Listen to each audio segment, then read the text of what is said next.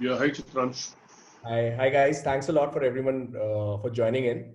So I'm Chitransh. I'm the co-founder of GoComet, in a way your host and entertainer for the webinar. I have Mr. Raj, who's the VP of Glenmark. He's the head of global demand logistics and global demand planning and logistics for Glenmark. And he's been a very senior industry expert for over 20 years in his career, having worked almost all over the world. And he's been a very strong supporter of technology and has brought a lot of digital transformation specifically to logistics in Glenmark. So today's session is specifically regarding the impact of COVID. And Glenmark is one of the leading pharma companies all over the world, and I think among the top 3 or 4 pharma companies in India. So thanks a lot, Mr. Raj, for doing this. Let's start. So, Yeah. anything that you would like to say before we start? No, thanks, Chitransh. Good morning, good afternoon, everybody. That was a very nice introduction. I did not know you count me as one of the leading technology supporters. Yeah, I basically look at what is good for us in terms of both service and cost, right? If technology is the one, well, yes, why not? That's how I see it. Yeah, that's true. That's true. Yeah. Yep. So, great, guys. So today's topic is specifically the impact of COVID. So we're going to cover a range of topics, like from the impact of COVID on global supply chains, the impact of COVID on teams, the impact of COVID on personal life. We're going to touch all these multiple aspects, right? So let's start with the first section that I have. What is COVID's impact, sir, for Glenmark in terms of ocean and air freight in general, for specifically international freight supply chains? Right. COVID, I mean, nobody anticipated COVID, right? We were all happy-go-lucky. We were like, oh, well, let's target top line, let's talk about the efficiencies and all. And COVID came and hit us one fine morning. We were all thinking it's somewhere and far away. We don't have to be bothered at all.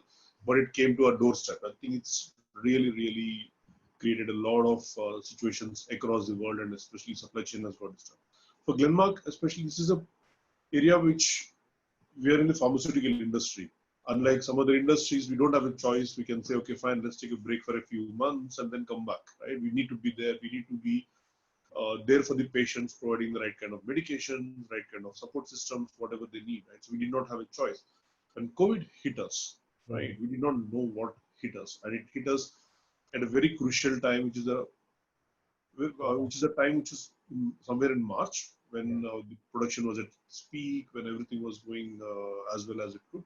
And it hit all of a sudden, it stopped all air freight across the world, right? Air freight, we have seen something like nearly 80% of the capacity vanishing literally overnight. Within a week's time, there are no passenger flights. There is no capacity in the market, right? It really disturbed a lot of supply chain, which was set for many years going forward, right? So we had to come back to the drawing board and imagine all of this had to be done when people are working from home, right?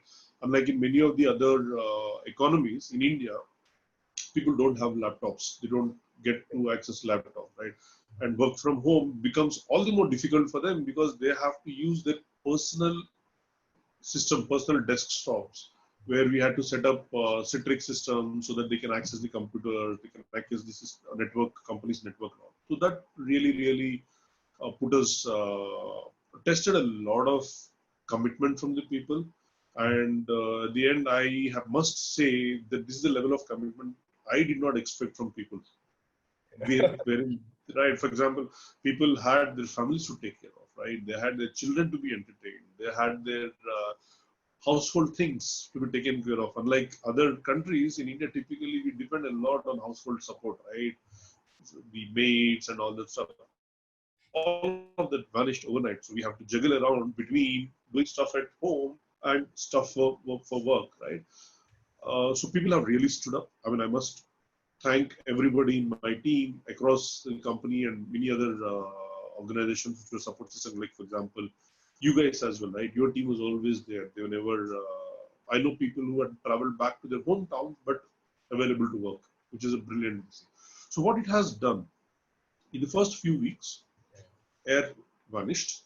So we had to immediately switch to whatever was available mode. And even that got disrupted because shipping lines, the ports were shutting down because of COVID cases. The governments did not know how to react. The first reaction was shut down the place for 14 days. Well, you cannot shut down a port for 14 days, right? So then there was a lot of jugglery, there's a lot of discussions, what we had to do with the customs authorities, with the support systems, what we could provide to them. In fact, we even had to pick up some of the officers from home because public transport was not available. We had to pick them up, bring them to office because we had our shipments stuff, right? So those kind of things. So we did that. And we were hoping things would stabilize on the air freight front because we have a large dependence on air freight. Yeah. And it did not, right? So we had to get back, like the only long distance carriers did not work. Passenger were not there. All the cargo capacity was diverted to China because everybody was buying personal protection equipment. So we had to get into discussions. We had to identify a few airlines. I would not name them. We had to identify a few airlines which did not have capacities, cargo capacities, freighter capacities. Yeah. We had to go sit with them and explain to them, look, we will take care of your costs, running costs, operating costs. Yeah. Okay, give us 60% of the capacity of an aircraft. Wow, you actually took care of their costs as well. Yeah. We said, we'll pay for your fuel, we'll pay for your flying charges, we'll pay for your crew, we'll pay for your parking charges, etc. Whatever is in that. And you give me 60% capacity, you sell the remaining 30%, 40% in the market. Whatever you make there is a profit. The logic why they have accepted to talk to us and provide some capacities was, they said, the aircraft sitting idle is a cost. Yeah. I have to pay to the leasing company, I have to pay to the airport for parking charges. I still have to pay salaries to my crew, right? So they said, okay, fine, this deal seems to be fine. So we flew in. 30% of a product goes on a dedicated shuttle which runs between India and US. And we started off with 60% capacity. Now we came down to 30% capacity on a plane. They are able to sell more in the market. But it has brought in one realization in the organization, which is the ocean liners are still continuing to run. Yeah. Right. Air capacity has gone down. And because of the pressures on the capacity, it was like an open war. Anybody who can pay a couple of bucks more would get more capacity. And the couple of bucks added up, it went up to 3 times the cost pre-COVID. Wow. Right? And we could not afford those kind of rates. Right? So eventually, the realization set up in the organization, it has done good because always destruction paves way for a new growth, right? Which is what is happening. So this has disrupted so much to us. The management has started to work on looking at what efficiencies we can bring in the supply chain. One efficiency is change the air-sea ratios. Previously, we were shipping a lot by air. Management said, what can we do to move by sea? Then we said that we are inefficient in terms of using the volume that you're paying for. Air freight, normally we pay by volume, right? Yeah. But we are not using volume because the product, when it was designed, that was not the focus. So now the company has agreed to engage somebody to help us to redesign the boxes, to redesign our inventory norms, to even go to a level to say that what do we need to do in the plant to keep the plant running. I could confidently say some of our facilities, in fact, all of our plants today, the local governments come to us, understand what we do, and go back and look at implementing other places. There are plants which are getting shut. If you find cases like 8 to 10% of the people are infected with the virus, the diktat is shut down the plant. But even if you have a few cases, the government comes, checks what we are doing inside the plants. They say, okay, fine, you guys have better monitoring capabilities. You continue to do that. But you don't have to shut down the plant. You just have to shut down only one area where you have a few cases, and even that one for a day or two. So that way we are able to run the plant. So we are able to shift the entire thing from air to ocean. Previously, sorry? Quick question on this, like, sorry to interject. So what has been the impact on like interstate travel, like especially India? India is a big country, right? So what has been an impact on interstate, like, because Glenmark does a fair bit of domestic distribution as well. I mean, it's correct. So what has been the impact of COVID on that? So interstate travel for people has all been stopped for a couple of months. Now it has restarted, but it has restarted with a lot of controls, right? So what we have a strange dependence, right? One is our products have to go to various markets. That has incidentally not stopped lock, stock and barrel. It continued to happen because the government, in the initial days, government was also not clear what is allowed, what is not allowed. But we had to make representation to the local governments. We had to make representation to the state governments and all, and tell them this is an essential service. We need to keep the products moving. If you stop this one, it's going to keep the people will not keep the people safe, right? We need to do that. So we, when the government helped us to get passes in the initial few weeks when there was nothing clear, we even talked to the local police. Local police said if somebody stops you, next day onwards we can provide escort, meaning the local police guy will come in the truck because it's medicine. That's important for us to keep moving, right? So that's what they have done in the initial days. It delayed the shipments because at the border, the state governments were extremely protective of so they had to check the drivers, they had to check the licenses, they had to check if it's really pharmaceutical product, not something else going in the disguise of a pharmaceutical product. So that has happened, but that got sorted out eventually. The other problem, what we had to face in some of our plants, which are located in the border of the state, and there's a lot of cross migration between one state to the other. Actually, workers would be coming from beyond the state, right? That's correct. So there, initially people, when the lockdown was announced, people went back to their homes, right? Yes. And they did not come back. They did not know how to come back. So we had to provide them facilities to stay, because when they come back in, they had 14 days of quarantine requirement. So they came in, they stayed in the quarantine facility. After that, they were tested and then they came back into our facility. So today, whoever wants to come back, well, he's always welcome. We provide them facilities to stay for 14 days. After 14 days, we test them. And once the test results come out negative, they come back to work. So till that time, they are staying in an isolation facility, and then things come back to normal. So that way, yes, interstate transport, everything has got stopped for a few days, for a week or so. And then after that, it started to come back to normal.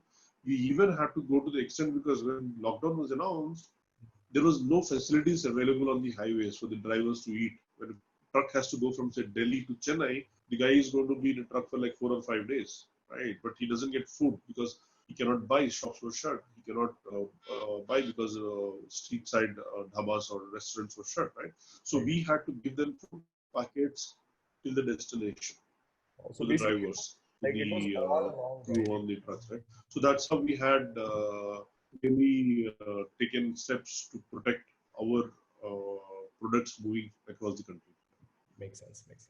So basically, it was all along. You were all over. Like, you were managing government, you were managing logistics providers, you're managing labor. Everywhere, it was like a new level of challenge that was unprecedented, right? We've never seen something like that.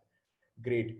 And what has been COVID's impact on, in general, on Glenmark's business? Like, do you see, like, in a short-term, mid-term, long-term way? How do you foresee that? Right. If I split it, that's a good question, Chitransh. If I have to split it into 3 parts, right? What is the short term? We have to live day to day. We have to see where the supply chain disruption is happening. Yeah. I think I lost you there for a bit. Let me just check. Hello. Yeah, sorry. I think I lost you there for a bit. Can you just open your video? Yeah. Can you see me? Can you hear me, Chitransh? I can hear you, but I can't see you. Your video is off. Oh, unfortunately. I think it's a network down at my end. But as long as you can hear me, we can continue and we come back. I can see. Okay, brilliant. Okay. So, Chitransh, what is happening is we have to, there are issues which are impacting us in the short term. There are issues which will impact us in the medium term. But as a long term, we have to learn how we will manage to keep the supply chain running in the long run, right? So short term, I mean, we are taking all the measures in our facilities to the people who come into the facilities to monitor their health conditions, to provide the immediate support, everything. Okay. And our teams are extremely focused on finding alternatives, right? Whenever there's a problem, we need to look at an alternative. For example, we just discovered yesterday that Navasheva port, there are few cranes which collapsed because of rains. And port shut down till about 9 o'clock in the night. And we had to immediately look at other options. Do we go to Mundra port? Do we go to Cochin port? And react to that. That way we have to be very agile, very flexible to use all the options that are available. So my question is specifically on the business side of things. Let's say your export to say US, for instance. How do you see that impacting, like the sales or the export value being impacted in like short term, medium term, and probably long term? What is internally Glenmark's thought process behind these things? I understand you Right. can't say much of the strategy, but yeah, but what's the thought process and what's the prediction on that, right? Yeah, correct. So it's fine. That's a typical question, right? In the end, the product has to move, right? We have to make the product available. So see, when this kind of situation happens, there are some drastic changes in the market in the short term which happen, right? Because doctors are not visiting the clinics, patients are not visiting the clinics, right? Because either there's a lockdown or people are not very comfortable going out into public places, right? Okay, so we have to understand what is happening in the market. There are certain categories which are necessary. For example, if there is a diabetic patient, he needs his medicine. If there is a patient who has got blood pressure, right, or a heart condition, right, he needs his patient medicines have to go on, right. So we have to identify those patients. We have to reach out to them and make sure that they get their supplies on time, right. At the last time. That is possible because we carry some inventory. We carry about 60 to 75 days of inventory in the market, so that will be delivered to them. Right. There are certain categories which are not moving very well. For example, we have certain products which are consumer OTC products because under lockdown, patients cannot visit. So we cannot sell those products. So we need to immediately look at how we can divert the capacities to that. We even contemplated at one stage to launch new product categories like sterilizers, right? Like gloves, like anything which can be used because in the larger interest of the community. So we have to do that. So we are looking at those kind of opportunities. It's extremely nimble. One of the examples what I could give, the medication what we launched, right, for COVID-19 itself, right? So that has been turned around in a couple of months. The R&D teams picked up one of the existing medicine in the system as in the environment and immediately conducted trials. They did not have to do everything. They cut short the trials. They went into the market. They approached the government with the results and government approved for emergency use. So that's where, right, if a normal process to launch medicine could take 18 months, 24 months, but by being able to pick up one of the existing medicines where the profile is known, where risks are known, by testing on this thing after having done the analysis of the medicine and its implication, we could launch the product in the market, right? Which has given a huge relief to the community. Now, there are 6 other companies which have launched, taking on from what we have done, right? Which is a good thing in the end, right? We cannot supply to every patient in the market. We cannot be there at every medical shop in the country, right? So we were able to create something new for the industry to bank upon and provide necessary facilities. And the good thing about this is that it's not only in-hospital treatments, this is also at-home treatment, right, where this medicine provides. So it has really changed the game. I would say game as in changed the confidence of the people. How do we approach this one? Otherwise, it was all panic before, right? So that way, one of the good things about Glenmark, what I've seen is, we are not stuck in age-old practices. We are not stuck in this is the only way to be done. Though we are pharma, we are always looking at those things which are core, which cannot be touched. Right. Well, that's very important from a patient safety perspective, from a efficacy of the product perspective.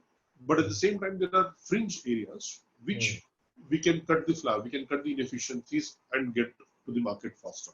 Which is where I would say logistics is one of the new areas which had really helped us to change the thing. Logistics was always a service area, right? The product had to be reached It has to reach. That's it.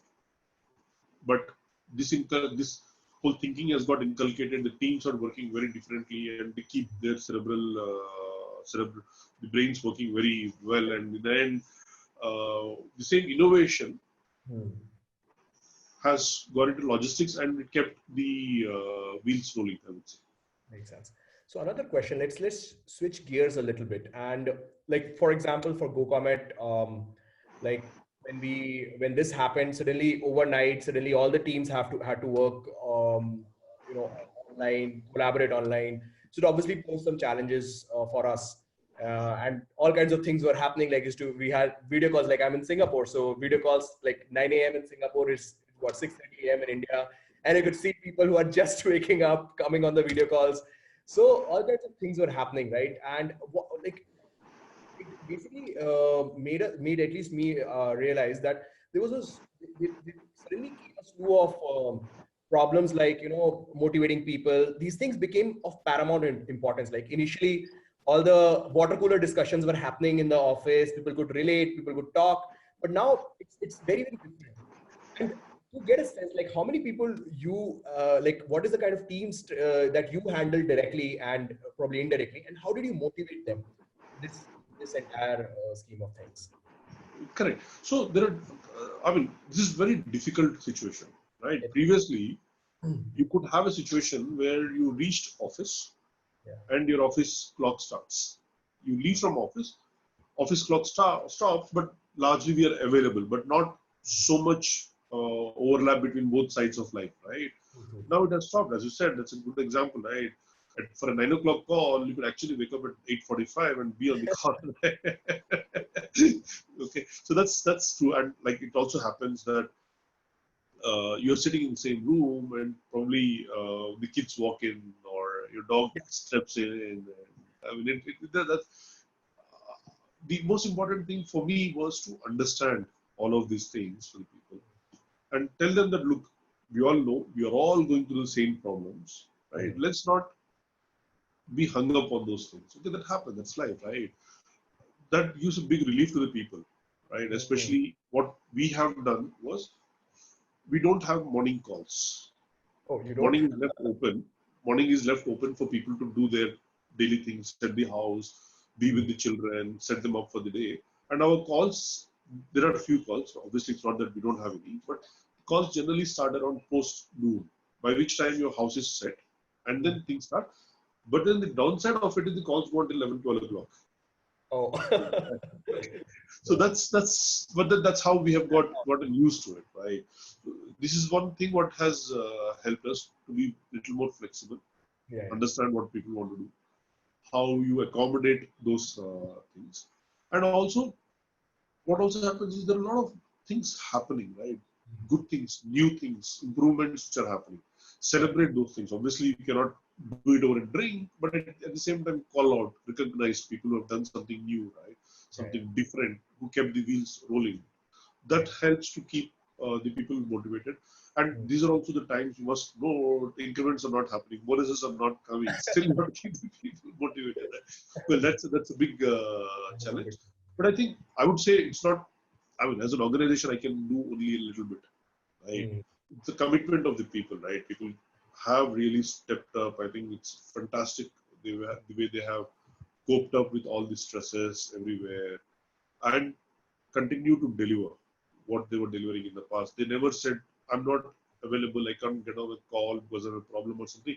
They were managing, they were still juggling around the priorities in life and this one. I think one of the things, the least we could do and we are doing as a company is, and I think most of the companies are doing, is assure the people that if something goes wrong, we are with you. Yeah, I think that is a very. This is one of the problems what we have in India, especially where the medical facilities are not good, the government facilities are not the best in the world, right? So what the government is doing, obviously they are creating so many facilities, but the stress is so much, there are so many cases all around, not to undermine that, but the point is, we have to do a little bit more what people will value. In this pandemic situation, what is it that they value? They value support. They value we providing facilities, we providing the necessary care, necessary advice, how they treat us. So we are tying up with hospitals, we are tying up with the best doctors, whoever is available.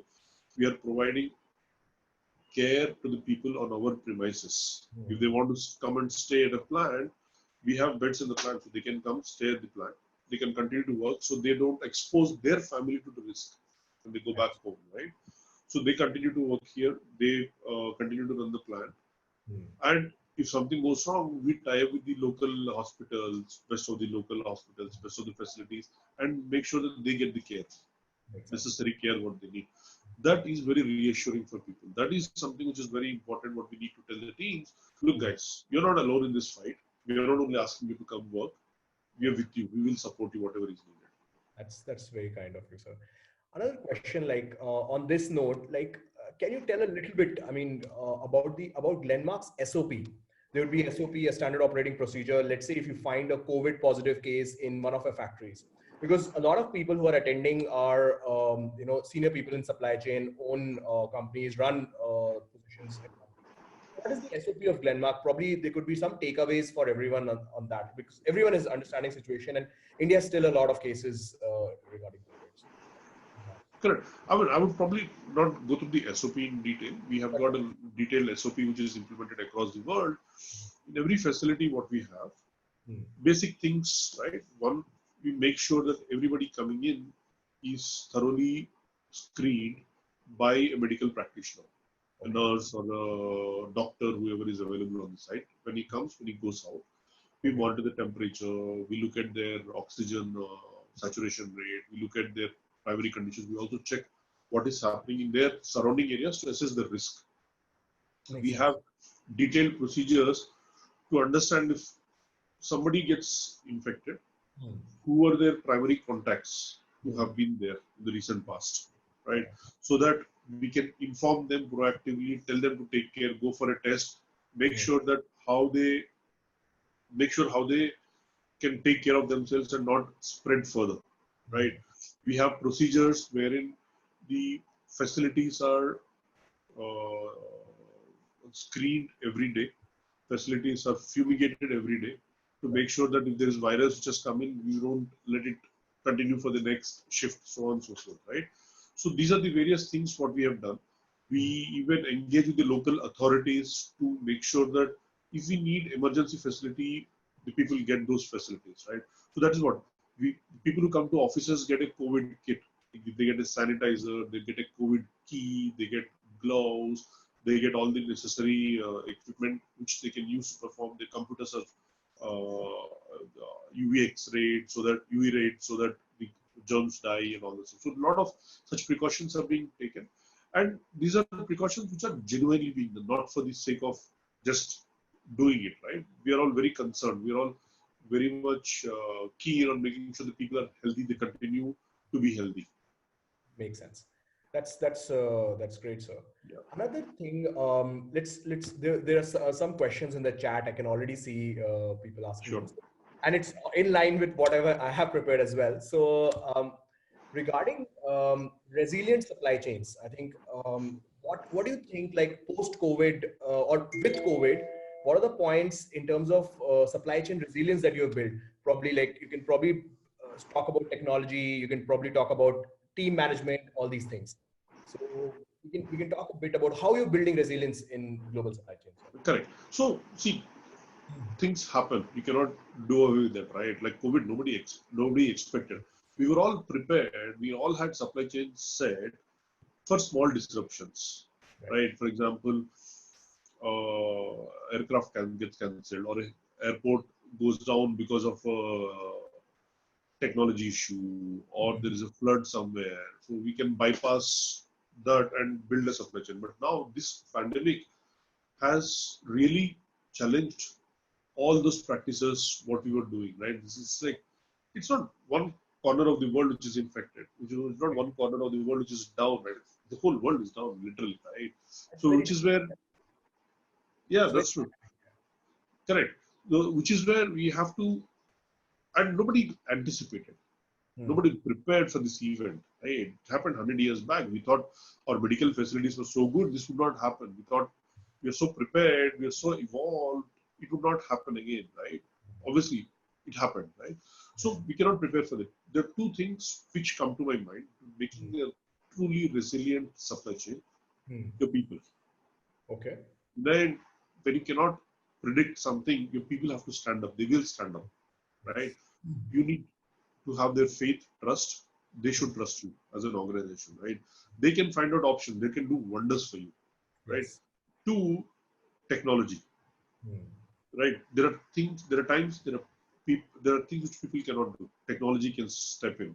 For example, what we are doing with COVID is we are using your platform for visibility or where our shipments are. Previously, our systems used to work in a manual fashion or in a different tool, or even we were okay if the shipment is delayed by a few days. We are not bothered because we have enough inventory. But now we don't have that luxury, right? So people can do only so much. But with technology, whatever those areas which people cannot cover, technology covers to a great extent, right? So which is where we really have seen that a resilient supply chain is largely dependent on two strong pillars: people and technology, right? So people, what we do, as I said earlier, we provide support to them. We tell them that you please do not worry. We are with you. We are a pharmaceutical company. We know what happens. Just to give you one more example, the pulse oximeters, right?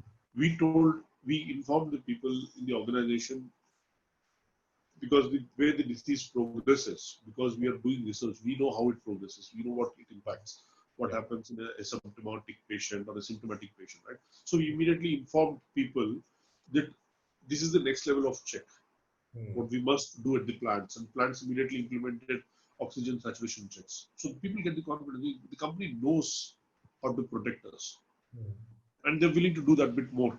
And the communication went across from the top of the organization to tell them that, look, guys, this is a situation where we are needed to step up for the health of the world, for the health of the society, for the common good of the community, right? People did step up. There were situations where the society was locked down around the plant completely. Even the groceries were not available. This is true in some of the areas, right? Everything was shut. Medical stores were shut. Groceries were shut. Nothing was available. We told the people, right, don't worry, guys. We will provide you food grains.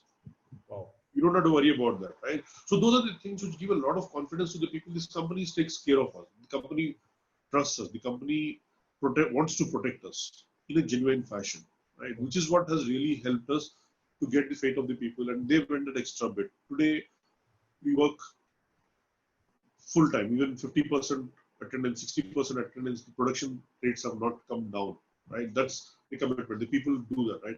Our people on the logistics today, they are awake till about 2, 3 o'clock in the night. I don't want them to do that, but then they're awake because they genuinely want to make sure the shipment has left. The shipment was put on the plane. It has left, right? So they talk to the people at the airport, the operations team at the airport, and make sure that this has been manifested. This has been carted from the warehouse to the plane on the tarmac, and the plane has taken off on time. That's the kind of commitment we get, and you cannot clap with one hand, right? You have to do it. You cannot just expect people to do it, but without doing anything from your side. Right? And then the technology, right? People can do only that much. Technology has to step in. So you build on technology to be a resilient supply chain, right? To know where things can go wrong. For example, we used to ship products to Brazil. Our previous route was 40 days. We were quite happy with those 40 days of routing, right, from India to Brazil. But now, with the help of technology, the guys went down and checked, and we found a 26 days routing. Okay, this happened. Why? You can always ask questions. Why you did not do it before? Well, we did not do it because it was not needed, maybe, right? Good questions from the attendees today. Let's switch to that. I think we've covered most of the things. So guys, can you just share the questions with me? Team that is handling this. Yeah. Okay. Yeah, I can see. So I think one part is so one is like what difference has Glenmark done from a digital standpoint? Specifically during these times that you've taken any initiatives on that? So, yeah, what are your thoughts? Yeah. The digital initiatives right now, we are leveraging existing systems, existing tools. We're not doing new things, right?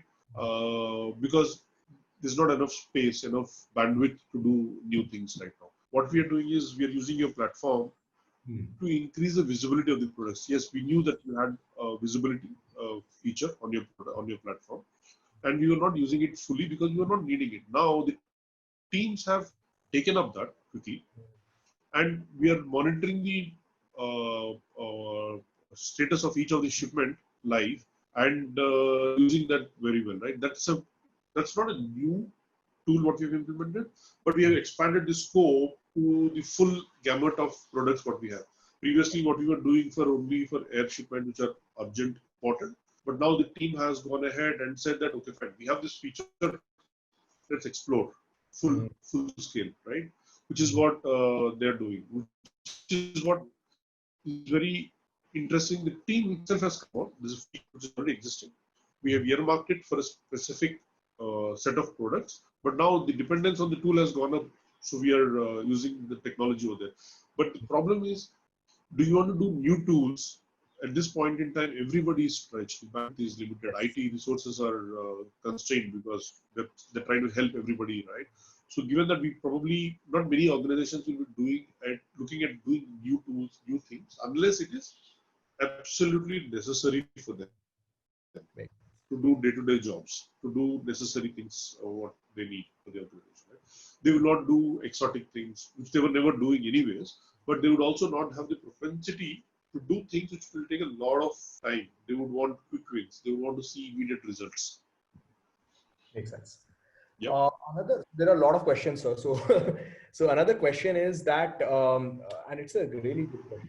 With most of the companies which are going on defensive now, a lot of companies are now playing on defensive. So, what from your view, what we all of us are hearing that Glenmark seems to be going on board to ensure supplies, ensuring dedicated air shipments, making sure the supply chain is still working all over the board.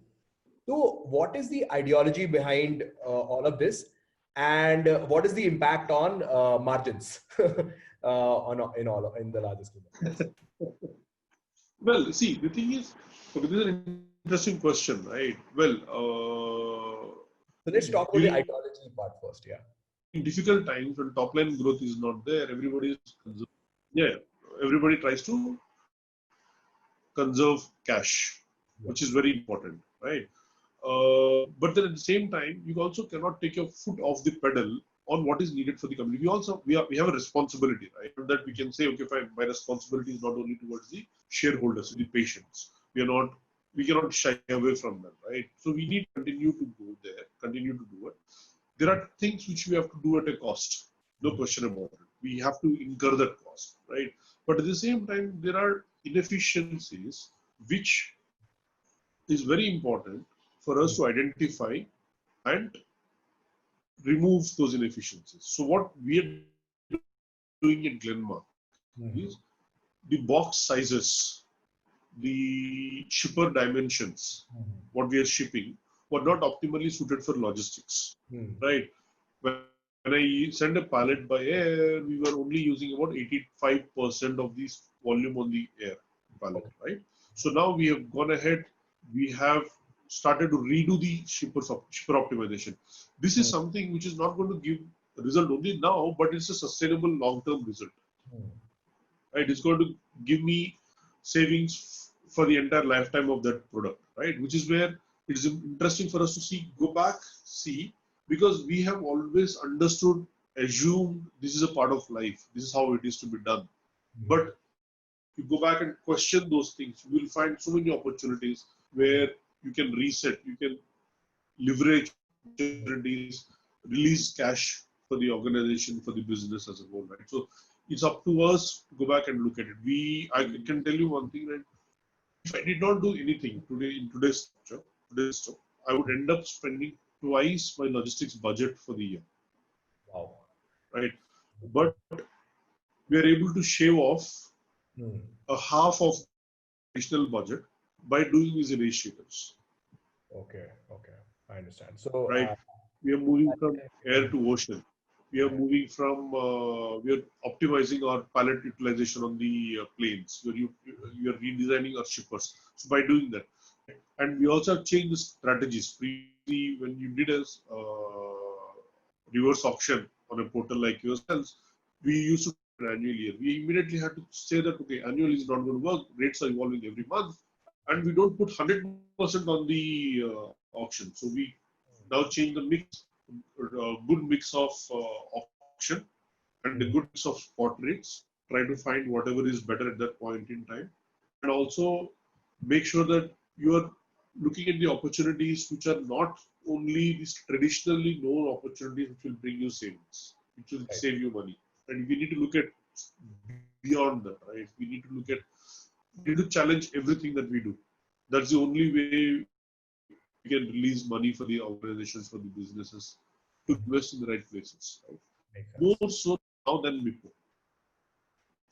I understand. So another question, sir, for specifically tracking containers globally. So it's about like how critical is now to stay on top of container status and than it was before. Like I know you have touched a little bit about that, but someone else has asked this. And what do you recommend? How do you want to go about it? No, it is extremely important, right? Because there's a huge supply demand gap in the container availability at various ports because some of the plants are working, some of the plants are not working. Right. Okay, some of the material is coming in, but it's not getting offloaded, for example, right? So it's very important for us to understand what is happening over there and see why we need to cut this slack. Just imagine, right? Previously, when we had 70 days of inventory in the market, we are okay even if the shipment, which theoretically can take 26 days, reaches in 35 days, we've got a buffer. But now, you have to see it from a different point of view. Disruptions are happening everywhere. When you're moving the product faster, you're eliminating the risks, you're reducing the risks that this shipment could get stuck. Imagine, I ship a product on the 1st of August to a market. Yeah. It is expected to reach on 26th of August, right? I let it go by my normal way, it would reach on the 5th of September. A port could be hit with a COVID case. There could be disruption. Makes sense. Right? The longer you delay, the longer you let it be outside your control, the bigger the risk that you're carrying, right? So if you reduce the time that people spends outside by monitoring well, by informing the next level of person, next leg, that this shipment is going to come on this day, he would be able to do it faster. He would be able to clear it off. He would be able to do it, right? So these are the kind of things. I can give you examples like this, right? For example, we were moving a shipment from Europe to US.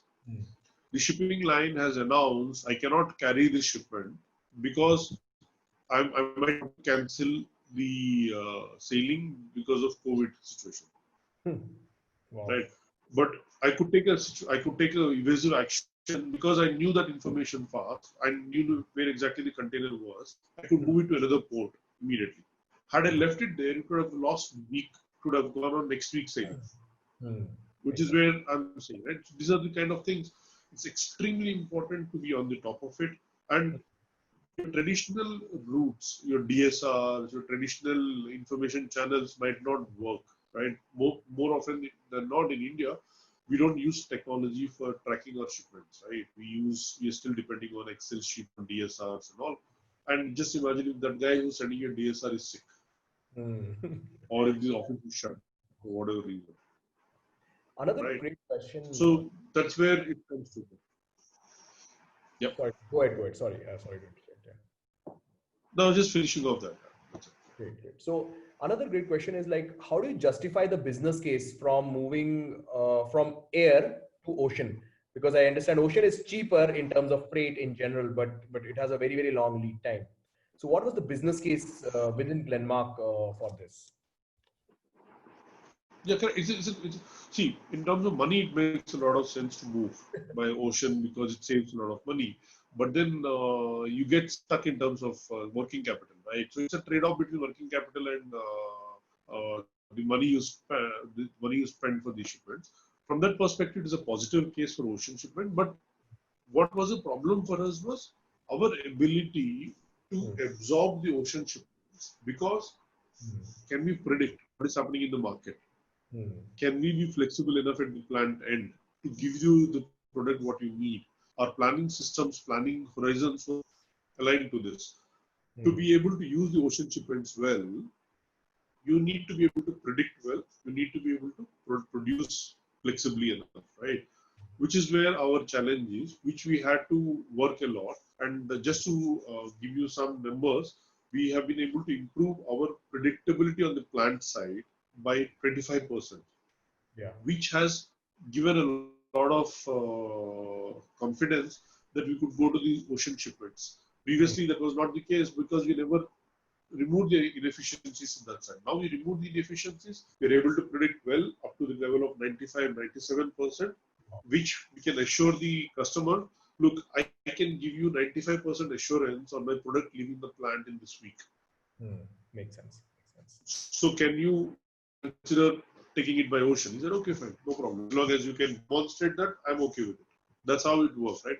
If you don't demonstrate this, I don't know whether you're going to send it in week 1 or week 3. If you send in week 1, if you can give me confidence, I'm fine.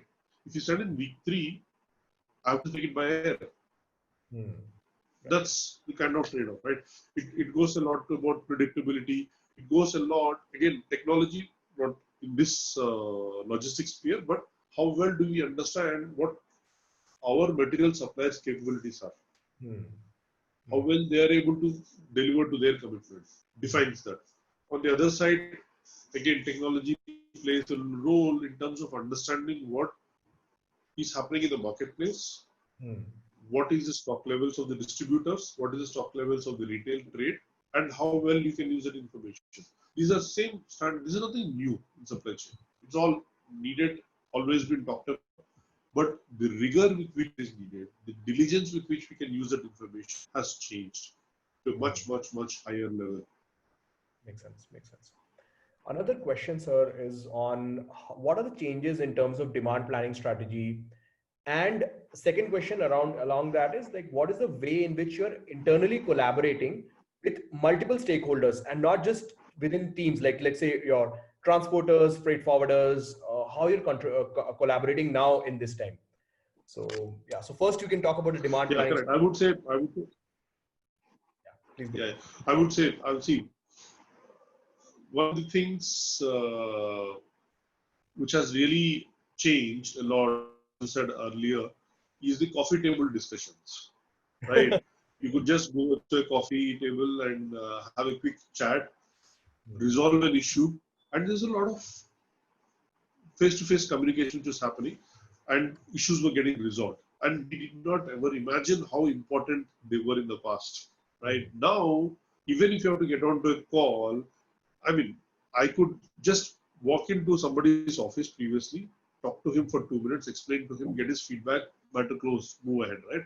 Now you cannot do that, right? You are calling, maybe he's on Zoom calls with someone else, maybe he's busy with somebody else, right? So you have to set up a meeting. A lot of formalization has happened. Informal communication channels have reduced to a great extent.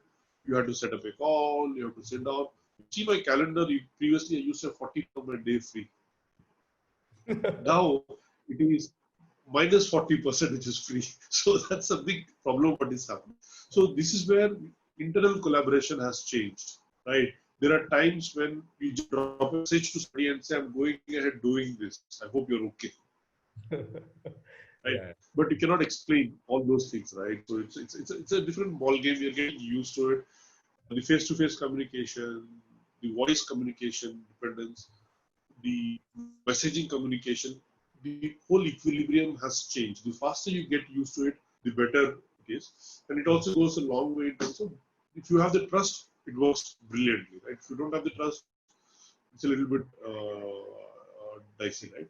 And the outside vendors are also, it's changing a lot. I'll give you one more example, right? We have to collect money from our customers. We have to submit physical documents to the bank. In India, that's a requirement, right? When we collect money, which is a little bit difficult these days because people are not going, they don't get the original documents, the vendor is not available on that particular day when you are in office. So there's a lot of to and fro communication is happening. Yeah. But fortunately, a lot of channels have started to accept digital documents, which have helped to resolve the situation. Digitization is becoming very, very important. I will tell you what, in a few years' time, the way the cities have grown, I would not be surprised if cities start becoming decongested because people are expected to be in office, to be face to face much less frequently than what they are. So typically, people could be staying outside the city. They could come once a week, once in 2 weeks to the office to resolve some important urgent matters, and the rest of it could be done from wherever you are, right? So that could change a lot, and that's, I believe, is going to be a positive change because people will get to spend more time with their families, more time to do what they like to do. Yeah. Just imagine in a city like Bombay, we spend 2.5 hours every day traveling, Yeah.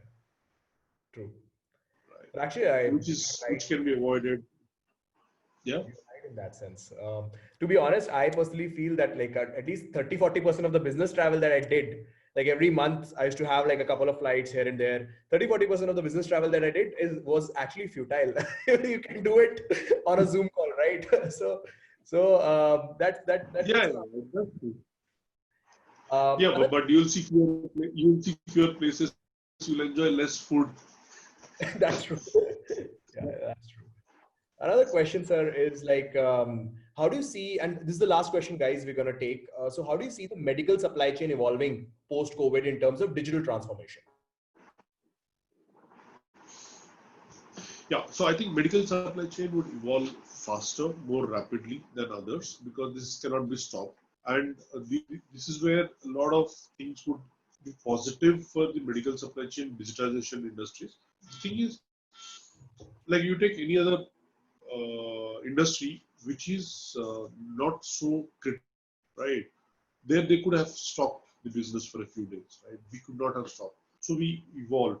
We went ahead by force by this disaster what has happened, by this disaster what has struck us. It will be much more faster. It will be probably setting a trend for the rest of the industries to follow later in terms of the necessity, in terms of how the products can be moved faster, how the digitization can help visibility, how the digitization can help make communication smoother and easier for across this. I would imagine there will be a few industries which will go far more faster than the others. One is going to be definitely medical, pharmaceutical industry. Makes sense. Makes sense. And specific areas would be in terms of, if you say, the visibility, the tracking, the documentation exchanges, those kind of things would be really, really going much more faster. Yeah, makes sense. So thanks a lot, sir. Any parting thoughts? So I think we've actually come to the end of the session. Any parting thoughts from your end? Then we can conclude. Right. Just the two pillars what I mentioned earlier, right? For everybody, whatever role they are playing in any organization, just remember it's your teams, which are stakeholders, Yeah. who have the biggest impact on what you're doing today. Okay, you need their support, they need your support. If you understand that, I mean, if you're running a company, if you're managing a team, if you're a part of a team, it's all the more important for all of us to understand everybody is going through the same pain, same thing, right? Just if you extend support, if you build that trust, if you go take that one extra step towards solving somebody else's problem, it could be personal, it could be work, it could be anything, right? There's so much of stress happening, there's so much of things happening. It's unimaginable. We never imagined that this would happen, right? That would go a long, long way for all of us to build. For a business, it will lead to loyalty, commitment, which the companies always wanted to the unimaginable extent. To the members who are working in the team, you'll be making new friends, you'll be making trustworthy friends. You could leverage that network as you go along. The second one is technology, right? Technology is going to be the key. technology is going to be the key differentiator, because human mind, human person can only do limited things with his hands and legs and head, right? Technology will have to fill in that space, and it will fill in that space. Just do not restrict ourselves to ask stupid questions. The stupid questions are the ones which will lead to answers, which will lead to something which is going to be really, really differentiating, right? Just I'll give this example. This is my favorite example, right? When Steve Jobs went ahead, launched an iPod or iPhone with such a big screen, I don't think everybody, if you asked anybody, do you need this? Nobody would have said, yes, I would need it. Right? For example, people said it's a big phone, it's a full screen, what do we do? It is not enough. I don't even know what is the hardware behind it, right? So likewise, you don't know what that stupid question can lead to. You don't know what that stupid requirement we feel is stupid could mean in terms of changing something. So just ask those questions, just raise those questions. It could be a very simple thing, but there could be a solution which could really change everything, right? I think that's what I would say. Okay. Thank you, Network sir. with people, help them, and technology, dependence on technology. Yeah. So thank you so much, sir. So guys, the takeaway is like people in technology invest and support heavily in these two areas. Um, Thanks a lot, sir, for your time. I hope everyone enjoyed it. There were a lot of questions I couldn't. Sorry, I couldn't take some of them. Feel free to email that to us. We are happy to answer that offline. Sir, there will be probably some homework for you after this call on these No questions. problem. So thank you, guys. Thank you so much. Bye bye. Okay. Thank you, guys. Thanks very much. It was a very interesting questions, interesting session. Appreciate all the questions that have come. I'll be happy to respond to all the questions, and if anybody wants to reach out one-on-one level, I'm happy to respond. Yeah. Thank you very much, and stay safe, guys. Take care. Thank you. Thank you so much, everyone. Stay safe.